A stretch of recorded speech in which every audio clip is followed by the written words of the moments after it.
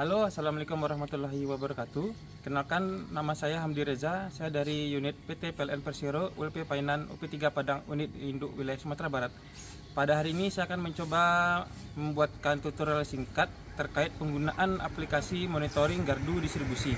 Nah, apa itu aplikasi monitoring gardu distribusi? Yaitu aplikasi yang bertujuan untuk memonitoring data gardu distribusi itu sendiri. Tidak hanya data beban pengukuran, tapi juga data gardu ataupun data trafo, nama feeder, kemudian ini juga telah terhubung dengan titik koordinat ataupun Google Maps. Nah, pada hari ini saya akan mencoba membuatkan satu penggunaan aplikasi. Di belakang saya ada gardu nomor G140T. Nah, ini adalah gardu yang berada di wilayah kerja PT PLN Persero ULP Painan. Nah, yuk bagaimana sih cara penggunaan aplikasinya? Kemudian apa saja fitur-fitur yang ada di dalam aplikasi ini, dan kemudian bagaimana cara penggunaan aplikasinya. Yuk kita pantau video ini dari awal sampai selesai. Selamat menyaksikan. Nah, kita buka terlebih dahulu gardunya nomor 140T.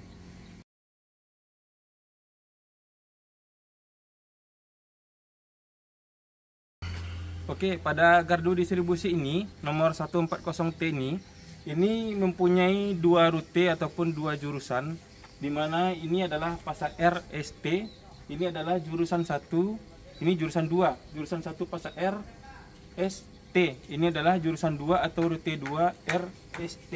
Nah, ini adalah beban induknya. Nah, kita akan melaksanakan pengukuran kemudian merekapnya dengan aplikasi monitoring gardu distribusi.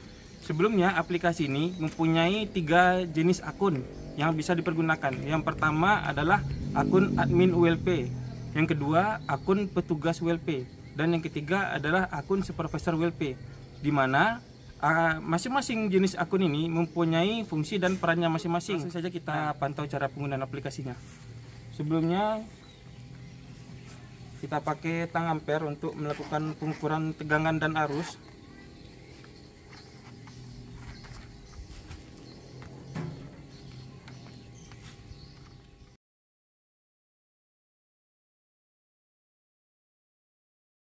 Oke, mohon izin saya buka sarung tangan untuk bisa membuka aplikasi monitoring di dalam handphone.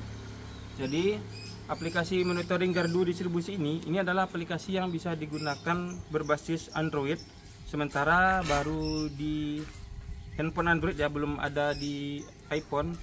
Dan aplikasi ini sudah bisa di-download di Play Store. Nah, oke. Untuk tampilan aplikasi ini dapat teman-teman lihat di sebelah kiri saya atau di sebelah kanan dari teman-teman. Ini kita buka terlebih dahulu Play Store. Silahkan install aplikasinya monitoring gardu distribusi. Ini dapat dilihat ya di sebelah kiri saya atau sebelah kanan teman-teman. Kemudian kita buka aplikasinya. Jadi saya pertama kali akan mencoba penggunaan akun untuk akun admin. Nah, di sini saya menggunakan akun admin, di sini namanya Hamdi Reza. Nah, oke. Setelah login dengan akun admin, nah di sini teman-teman dapat melihat ya di sebelah kiri saya ini ada 5 gardu. 5 gardu ini adalah di tampilan awal ini adalah 5 gardu ataupun 5 trafo yang paling terakhir di update atau yang paling terupdate. Nah, di sini kita klik lihat semua. Nah, ketika kita klik lihat semua, ini sebelah kiri ini yang nomor G009T ini ataupun yang sebelah kiri paling kiri ini adalah nomor gardunya ataupun nomor trafonya. Sedangkan yang untuk B3 ataupun Tarata Suranti Painan ini adalah nama penyulangnya ataupun nama feedernya. Dan di bagian bawahnya ini adalah nama alamatnya ataupun alamat gardu ataupun alamat trafo itu sendiri. Oke, di sini saya akan mencoba mengupdate beban gardu nomor 140. Nah, kita bisa ketikkan di sini 140. Nah, di sini muncul dia nomor gardu G140T, nama penyulangnya atau nama feedernya Rawang, kemudian alamatnya di Perumnas Timur 2, Perumnas Painan Timur 2. Nah, oke, di mana di sini saya mempergunakan akun admin. Nah, di sini muncul dia. Di sini kita bisa mengedit nama gardu ataupun kode gardu, alamat semua ya, daya trafo, kemudian feedernya, kemudian pelanggannya, apakah pelanggan umum atau pelanggan premium, prioritas COVID, kantor pemerintahan, Kemudian jenis tiangnya apakah single pole atau double pole, di sini adalah double pole ya. Nah, di sini di aplikasi ini kita mempunyai fitur beban ada dua, yaitu LWBP dan WBP, di mana LWBP ini adalah beban di siang hari dan WBP adalah waktu beban puncak atau beban malam hari. Nah, di sini kita melakukan pengukuran di beban siang ya. Di LWBP ini adalah pengukuran beban sebelumnya. Ketika kita klik, nah ini di beban induknya, di sini kan ada dua jurusan atau dua rute, di mana di sini dapat dilihat ya. Dan untuk arus induknya, arus totalnya berada di paling kanan. Nah, ini untuk beban malamnya belum dilakukan pengukuran. Ini adalah pengukuran tegangan di siang harinya. Kemudian di aplikasi ini langsung dirangkum kapasitas ataupun presentasi bebannya berdasarkan daya trafo. Nah, ini kan beban trafonya kan 50 kVA. Nah, jadi di sini langsung dia bebannya 48,3%. Oke, di sini saya langsung melakukan pengukuran. Nah, di sini kita mempergunakan tang ampere terlebih dahulu kita untuk melakukan pengukuran beban. Nah, di sini kita ukur bebannya.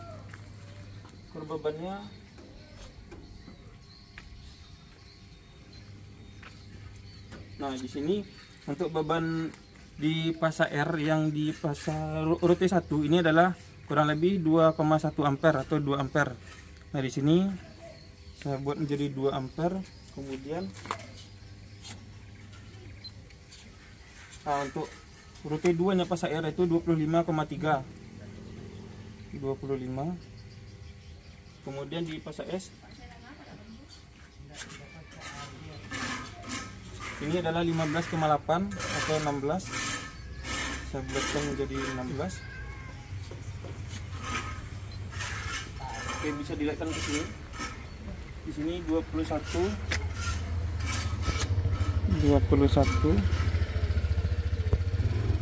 Kemudian untuk kesatunya 37, 17,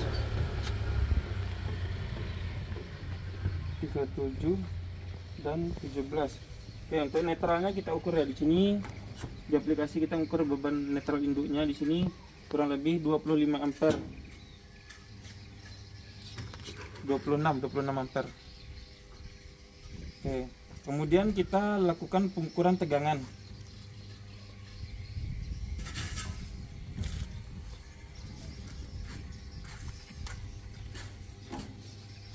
Nah, yang pertama kita ukur terlebih dahulu untuk pasa-pasanya.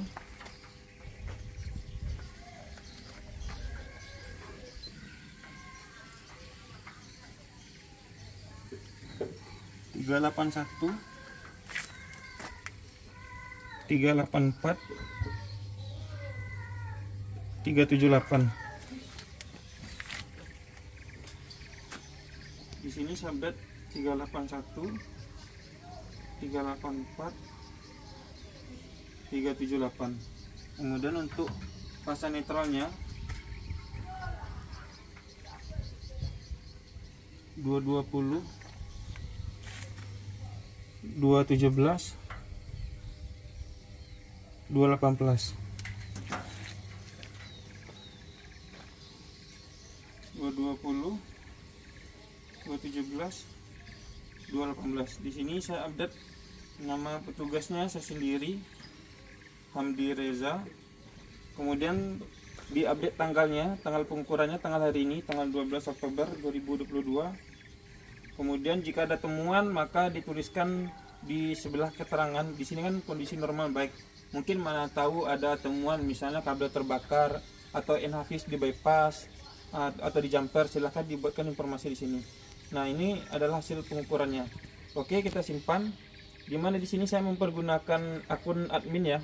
Oke, setelah disimpan, merefreshnya silahkan di scroll dari atas ke bawah untuk di halaman utama. Oke, maka dia akan muncul karena dia setiap perubahan data, maka data terbaru ataupun terupdate dia akan muncul di paling atas. Oke, kesimpulannya untuk hasil pengukuran yaitu RST-nya di induk 27, 37 dan 54. Artinya bebannya di sini ini masuk dalam kategori tidak seimbang. Nah, di sini muncul dia persentase bebannya 54,28%. Dia termasuk beban tidak seimbang. Kemudian untuk hal indeks ketidakseimbangannya termasuk dalam kategori buruk. Sedangkan untuk hal indeks persentase pembebanan ini baik. Di sini kita aplikasi ini dia mengacu kepada SE ataupun surat edaran direksi nomor 17 tahun 2014, di mana di sini untuk beban tidak seimbang acuan adalah 25% antar pasanya. Nah, jadi karena di sini melebihi dari 25%, dalam artian di sini pasar terendahnya adalah di pasar R 27 dan pasar tertingginya di pasar T 54. Nah, untuk hasil pengukurannya dapat dilihat ini dari aplikasi ya. Nah, kemudian ini adalah penggunaan di akun admin. Nah, kemudian saya akan mencoba logout. Oke, setelah logout kemudian saya akan mencoba login dengan akun petugas. Nah di sini saya mempergunakan akun petugas ya. Nah, perbedaannya akun admin dengan akun petugas. Akun admin ketika dia login, dia mempunyai akses penuh terhadap data gardu itu sendiri. Misalnya dia bisa merubah nama feeder, nomor gardu, dia bisa men-tagging koordinat, dia bisa merubah mereknya, daya trafo, dan lain-lain sebagainya. Tapi khusus untuk akun petugas, dia hanya bisa mengupdate hasil pengukuran saja, sama tanggal pengukuran. Mungkin kalau ada temuan, dia tidak bisa merubah daya trafo, merek trafo, apalagi mungkin nama penyulang ataupun nomor gardu itu sendiri. Nah, langsung saja di sini saya, karena kita berada di lokasi G140, langsung kita buka di gardu G140. Nah, akun petugas sebelum melakukan edit ataupun update hasil pengukuran, terlebih dahulu harus diaktifkan titik koordinatnya GPS. Nah, oke. Setelah diaktifkan, kemudian kita ngedit. Nah, ini berbeda dari gambar sebelumnya, dapat dilihat di samping kiri saya. Nah, di sini kita hanya bisa melakukan update hasil pengukuran saja, tapi tidak bisa merubah seperti tadi kan ada apakah tiangnya double full, nama feedernya ataupun daya trafonya, tidak bisa kita rubah. Oke, di sini kemudian kita sebagai contoh ya, di sini saya merubah hasil pengukuran. Oke, setelah dirubah, disimpan. Nah, data berhasil disimpan. Nah, ini adalah salah satu fitur yang ada di akun petugas. Untuk akun petugas ini, dia bisa mengedit ataupun mengupdate hasil pengukuran gardu. Dia harus berada di radius 150 meter dari titik koordinat gardu itu sendiri. Misalnya, saya ingin mengupdate gardu yang berada di titik koordinat lainnya lain. Misalnya, ini kan nomor 140. Saya mencoba ngedit gardu lain yang nomornya berbeda, yang jaraknya jauh dari sini, kurang lebih 30 km lebih. Nah, di sini ketika saya edit kemudian saya lakukan update data di sini. Nah, ketika disimpan, dia tidak akan bisa disimpan karena akan ada informasinya Anda terlalu jauh dari gardu. Jadi ketika si petugas berada lebih dari 150 meter dari titik koordinat gardu, maka akun tersebut tidak akan bisa menyimpan ataupun mengupdate hasil pengukuran gardu tersebut. Jadi secara penggunaannya, ketika petugas sudah mengupdate data, itu sudah divalidasi minimal petugas sudah berada di titik koordinat gardu distribusi. Nah, itu adalah akun untuk petugas finance. Oke, selanjutnya saya akan mencoba login dengan akun supervisor. Akun supervisor ini dia hanya bersifat memonitoring saja, tapi tidak mempunyai akses untuk mengedit apapun.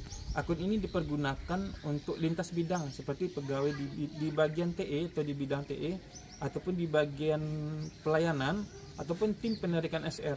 Jadi teman-teman ataupun petugas, rekan-rekan yang lain, dia bisa mempergunakan aplikasi ini tanpa kita khawatir datanya akan diedit ataupun dirubah oleh selain petugas. Contohnya, kita login dengan Gorde Gardu 140 ini dengan akunnya supervisor. Ketika sudah login,